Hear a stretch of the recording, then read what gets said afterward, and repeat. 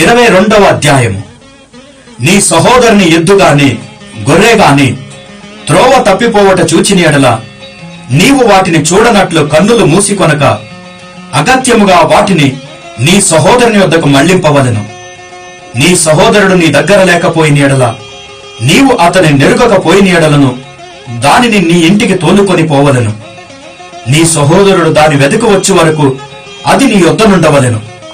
అప్పుడు అతనికి దాని మరలా అప్పగింపవలెను. అతని గాడిదను గూర్చియు వస్త్రమును గూర్చియు నీవు అలాగుననే చేయవలెను. నీ సహోదరుడు పోగొట్టుకొనిది ఏదైనను నీకు దొరకిని ఎడల అతడు పోగొట్టుకొనిన దానిని గూర్చి అలాగుననే చేయవలెను. నీవు దానిని చూచి చూడనట్టుగా ఉండకూడదు. నీ సహోదరుని